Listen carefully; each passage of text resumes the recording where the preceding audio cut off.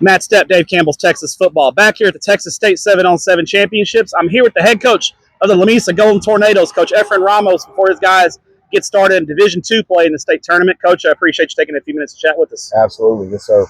First off, Coach, how excited are your kids to make their first ever appearance at the state tournament? You just got to Lamesa last year, and you did a little bit of 7-on-7 last year. This year you jumped in a little bit, and you got to go to the state tournament. So how excited is your kids and community? Well, I mean, we've never, I don't think the community of Lamesa or us as a school have been to the state tournament before, so everything is new.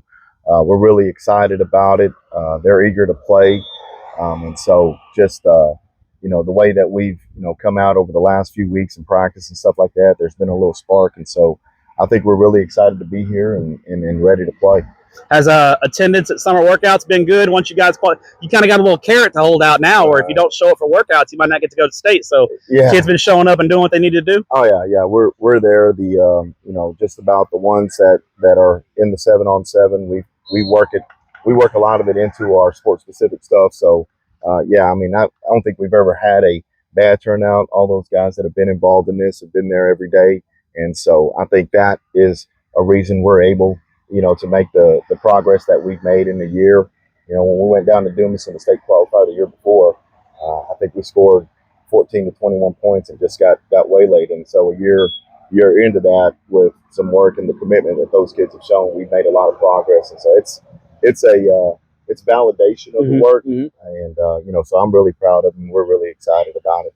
Now, you're a defensive guy by trade. You were the defensive coordinator with Coach Parr there at Anna with their state championship team. You were at Lubbock Coronado for a long time. So you're a defensive guy. Most defensive guys, 7-on-7 is not their favorite thing in the world. So tell me why 7-on-7 is good for you guys in your program. Well, I was offensive coordinator longer than I was defensive coordinator. I was offensive coordinator for 13 years. So spent a lot of time in the offense. But, I mean, I think it's a correlation of what we do offensively, but an opportunity to work different coverages and passing situations versus passing teams, which we're going to face in the season with some of our opponents, an opportunity to do that and just work on coverages and everything else. And we can fit the run game in when we get to the season and everything else. But I mean, you're going to have to cover in football. There's coverage in football.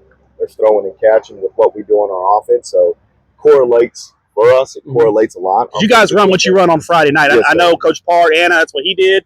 When you guys were at Coronado, y'all did that, and I'm sure you guys. I haven't seen y'all play yet, but I'm sure you're running. You're not running 2-yard routes where defensive lineman would be. You're running your Friday night stuff, aren't you? Right. Yeah. Our longtime assistant that we've had with us came over with me to be the coordinator, and so Clay Keith, he's our offensive coordinator. So he's been with us from Coronado and then went to Anna, and so he was our play caller, got the signals in from Coach Parr. So he's very familiar with the offense. My son has been around his whole life, and so it's exactly what we're going to do on Friday. So it's an opportunity to work rhythm and timing with all that, and it helps us a bunch to do it. We get the benefit a lot from it.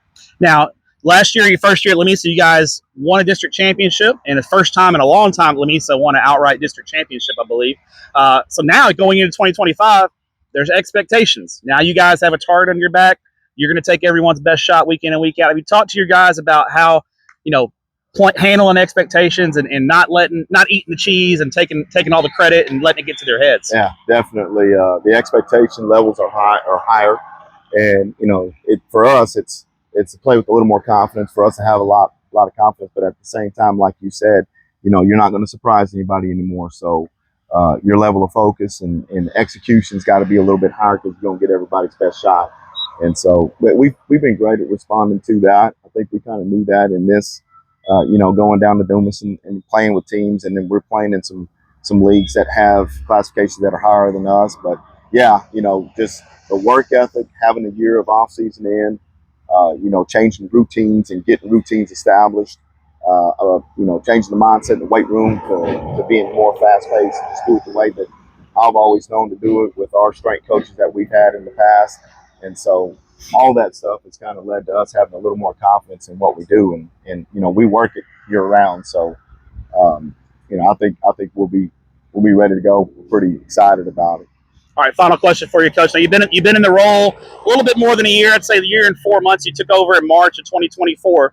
So if you could get in a time capsule and go back to March of 2024, what advice would you give yourself as a head coach? Because you can be around it so much, but until you're sitting in that head coach chair, you just don't know what all the things that are coming at you. So what advice would you give to yourself? I think just the relationships that you build with the parents, with my parents, are a little closer with the community.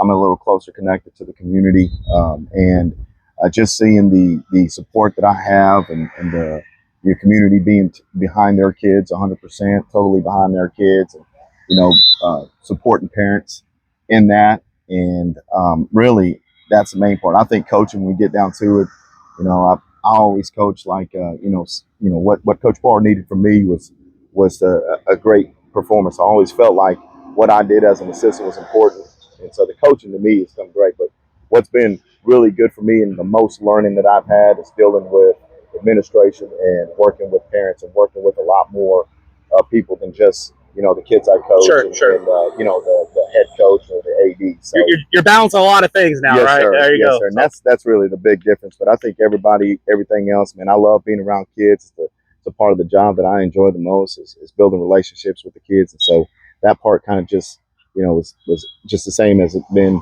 at every place that I've been at. There he is, Coach Efrain Ramos, the head coach of the Lamesa Golden Tornadoes from West Texas, getting ready to watch his guys compete at Texas State 7-on-7 championships. Coach, appreciate what you do for student athletes in the state of Texas, and good luck in 2025. Thank you. Appreciate it, man. Thanks, Coach.